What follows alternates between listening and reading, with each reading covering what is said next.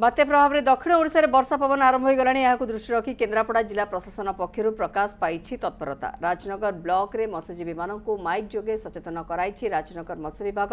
केन्द्रापड़ा जिला मध्य बात्या मोन्था लगी orange zone रे रही। केमिति रही प्रशासनिक स्तर में प्रस्तुति ग्राउंड जीरो अधिक सूचना देउछंती मो सहयोगी हिमाद्री भूषण माझी। संभाव्य बात्या मंथा को नहीं उपकूल अंचल लोक मैंने भयभीत अच्छा।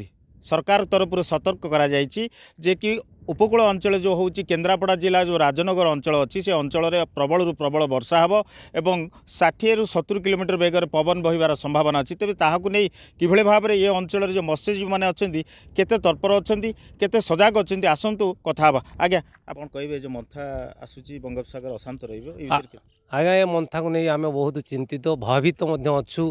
कारण आमर मन पड़ जा 29 जो 19 मसीहा बात्या 29 अक्टोबर में होता से कथा को मन पकईदेला बेलू आमको भारी भय लगुच। आम से भोगिचु।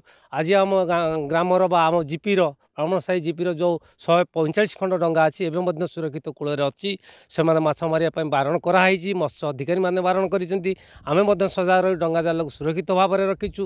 और नदी पठार आम रास्ता पर सजग रही के मंथा आसो कौटी कौन क्षयक्षति कर तेणुक आम सजग अच्छु। आम मन मध्य छनका अच्छी जगह 19 मसीह बंध भांगी मुझे से कथा को मन पकईले यही हूँ ब्राह्मण साई जीपी ब्राह्मण साई पंचायत जो रास्तार आम ढड़ाईचे ये एजुकेशन सैलाइन रास्ता यह भांगी ये 40 खंड बोट पशिला भेड़ा भितर को बड़ टलर फिशिंग करुच्ची।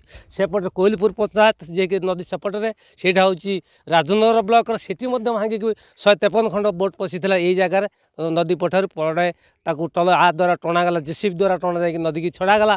से बात्यार जहाँ आकलन आम करुचु जदि मंथा से रूप नब आम मन बहुत शनका धान बर्तमान भेड़ार पाचिबार आरंभ करपटे मंथा ज्वर आसूसी से 29 तारीख कथा मन पड़े आम देह शीतई जाऊँगी से मंथा को नहीं भारी चिंतित अच्छु। आम 29 तारीख पर्यंत बहुत चिंतार रही निहती भाव में आपड़ शुणी पारे 29 तारीख पर्यंत बहुत चिंतित। विगत दिन मानक ये बात्या को मैंने भोगी से अनेक धन जीवन क्षति होती डंगा एवं अनेक चाष जमी जहाँ से कहते धान पाचिवा समय अच्छी जदि मंथार प्रभाव में कि क्षति हुए से धान नष्ट हो। आम सहित अच्छा जो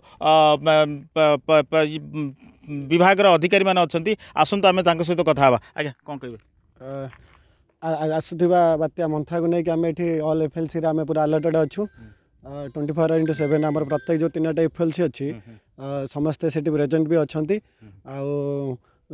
जे भी भितर को जाइए से आसी पहुँची सारे तथापि आम रेगुलेट करमती कई बात्या भितर समुद्र भीतर की नदी भीतर को न जातु ये समस्त सजग रखाई।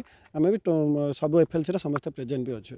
जेबे ठार देखो आम खबर पाइचु सरकार से आम मत्स्यजीवी मानक सतर्क कर आसीचु। 26 तारीख संध्या सुधा समुद्र एवं नदी मध्य थिबा समस्त डंगा एवं बोट गुड़िक आसिकी आम मत्स्य अवतरण केन्द्र में सेफली बर्थ हो जाइछंती जहाँकि 30 तारीख पर्यंत से मना करा जाइछि मत्स्य मारी जीवाई एवं डंगा एवं जाल गुड़ी को से सुरक्षित स्थान में बांधि रखिंट ताहा मध्य आम 24 आवर आम अलर्ट रे अच्छु एवं तांको देखुचु एवं प्रतिदिन से सजग रहा सतर्क करुचु। जहाँ आईएमडी पक्षर निर्देश आसूची सही क्रमे से आम सजग करुचु। निहती भाव में आपड़ शुणी पारे से चेष्टा बर्तमान ये अंचल जो मत्स्यजीवी मैंने सुरक्षा रे ताकू नहीं एम सतर्क लोक कर डाकबाजी जंत्र मध्यम लोक कि भाव में जो मत्स्यजीवी समुद्र को न जातु कूल सुरक्षा नहीं ताकू एमाने गुरुतर सहित नहीं आम जड़े दायित्व संपन्न गणमाध्यम हिसाब से कि भाव में लोक धन जीवन से जो व्यवसाय सुरक्षित रे ताकू नहीं आम आशा बांधुछु। तेबे पटामुंडेरू हिमाद्री भूषण माझी, न्यूज़ 7।